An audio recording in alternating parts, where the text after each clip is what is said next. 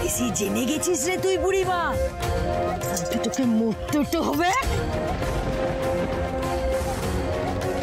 স্বামী তোর ছেলে তোর লেগে উপরটাতে অপেক্ষা করছে যে আজ আমি তোকে ওদের কাছে পাঠিয়ে দেব। তুই এদের বাজে ওষুধের ব্যাপারে সব জানিস? জানি তো, আমার ইচ্ছা ছাড়া এই ফুল্লরা গায়ের একটা পাতা অব্দি লড়ে না। তাহলে এত বড় একটা খবর মুই জানবো না, এটা হয়? এই নিয়ে যা একে।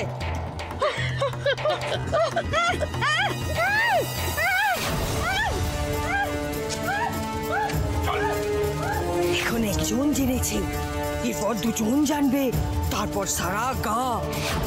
এই জন্যই তো বুড়িটাকে সরিয়ে দিতে হলো। ডাক্তার, ওই বুড়িটাকে একটা কড়া ডোজের ওষুধ দিয়ে দাও, যাতে বুড়িটা পাগলামি শুরু করে দেয়। নারায়ণ। হ্যাঁ জগৎমা। তোকে বলতে হবে ও বুড়িটার মধ্যে পিশাচ আছে, তাই তোকে মরতে হবে। ওসব নিয়ে আপনি চিন্তা করবেন না জগৎমা।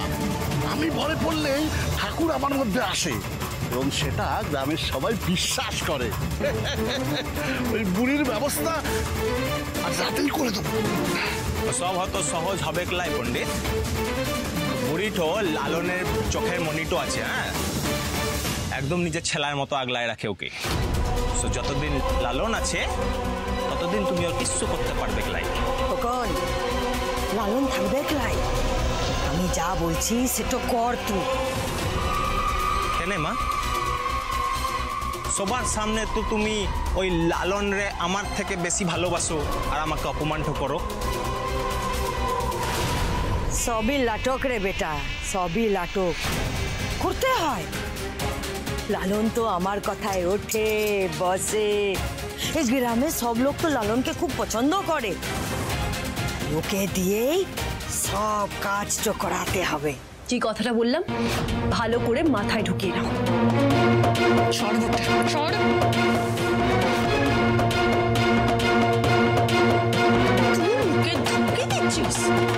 এত বড় সাহস এই মিষ্টির বাড়িতে থেকে তুই এই মিষ্টিকে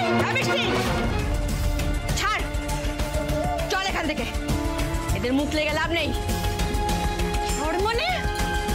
ও তো আজ এই মেয়েকে বললাম তো মিষ্টি ছাড়। হিসেব পরে হবে, সুদে আসলে।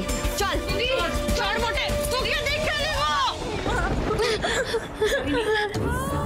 ভয় পেও না, কিচ্ছু হবে না। মা কিচ্ছু হয়নি, মায়ের কিচ্ছু হয়নি, কাঁদে না, সব ঠিক হয়ে যাবে। আমি আছি তো, আমি ধরছি। এদিকে আসুন। এখানে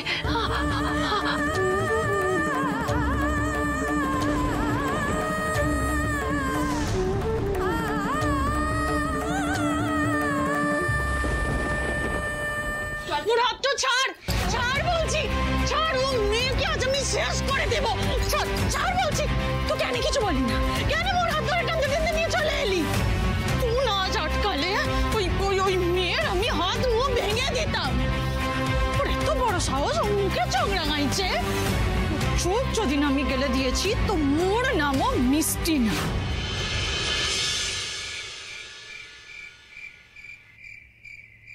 এই না তোমার হজমির গুলি দাও।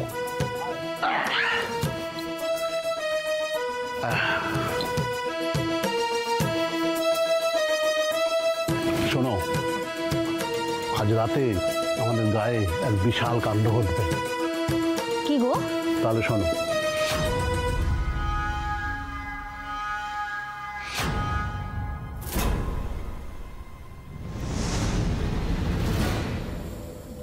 জগৎমা ওকে মেরে ফেলতে পারলো? মেরে ফেলতে বলবে না, ওই বুড়িটা যদি বেঁচে থাকে তাহলে তো গায়ের বিপদ। আর শোনো, এই কাজটা হবে রাত্রেবেলা, মানে যখন সবাই ঘুমিয়ে পড়বে।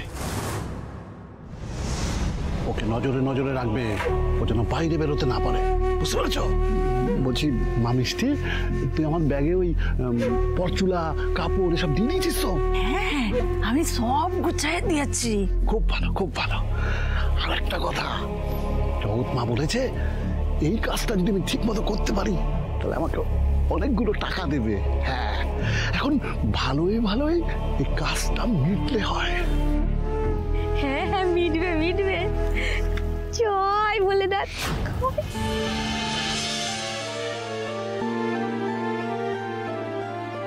আমি দেখছি, আমি দেখছি। আস্তে আস্তে আস্তে আস্তে আস্তে আস্তে।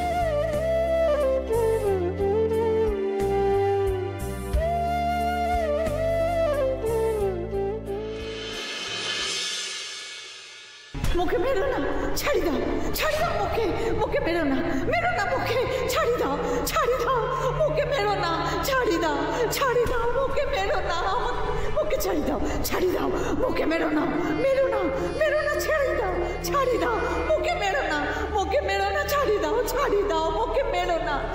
কি হচ্ছে বাইরে? তো চিৎকার কিসের?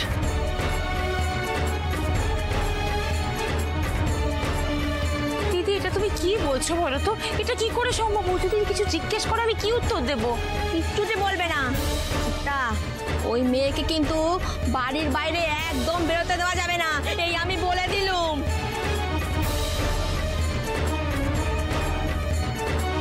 কি হয়েছে? কি ব্যাপার? অত কথা তোকে জানতে হবে ক্লাই। তুই যা যা যা যা, ঘরটা যা, ঘরটা গিয়ে ঘুমা, যা যা বলছি যা। কিন্তু মনে হচ্ছে কেউ একটা যন্ত্রণায় আছে, এভাবে চিৎকার করছে। আমি কিছু হয়নি। তুমি কোথায় যাচ্ছ ডালি? গ্রামে এরকম রাত বিরাতে অনেক কিছু হয় জানো তো। শোনো শোনো শোনো, ওই এক মহিলা আছে আমাদের গ্রামে, ওর ছেলেটা চলে যাওয়ার পর থেকে না রাত হলেই এরকম কান্নাকাটি করে জানো তো। তখন সবাই গ্রামের লোক গিয়ে ওকে সামলায়। তুমি এ নিয়ে ভেবো না অতটা। না না, গলা শুনে তো সেটা মনে হচ্ছে না। আমরা একবার গিয়ে দেখি বরং। না না, ওইটা কিন্তু একদম হবে না তো। শোনো মেয়ে, এই বাড়ির মেয়েরা রাত্রিবেলায় বাড়ির চৌকট বেরোয় না, আর যদি একবার বেরিয়েছে তো এই বাড়িতে আর ঢুকতে পারে না। একবার যদি বেরিয়েছো তাহলে নিজের খাওকে নিয়ে রাস্তায় গিয়ে উঠতে হবে, কিন্তু তারপরে ঠেলা সামলাতে পারবে তো। আর আমার মিষ্টির বাবা এই সমস্ত একদম পছন্দ করে না গো। আপনি কেন বুঝতে পারছেন না? একজন সাহায্যের জন্য চিৎকার করছে, আর সেটা যেন আমি চুপচাপ বসে থাকবো? সরি, আমি এটা পারবো না। বললাম তো এই বাড়ির বাইরে যাওয়া যাবে না। আর কাল সকাল থেকে এই বাড়িতে কিন্তু তোমার কোনো ঠাঁই হবে না। সকালের কথা সকালে দেখা যাবে, আমি এখন চুপচাপ বসে থাকতে পারবো না।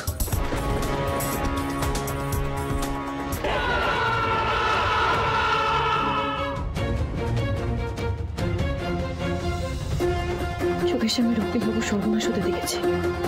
কৃষককে চেয়েও বাঁচাতে পারেনি, তাই আর কোনো মানুষের সর্বনাশ হচ্ছে জেনেও আমি হাত পা গুটিয়ে বসে থাকতে পারবো না।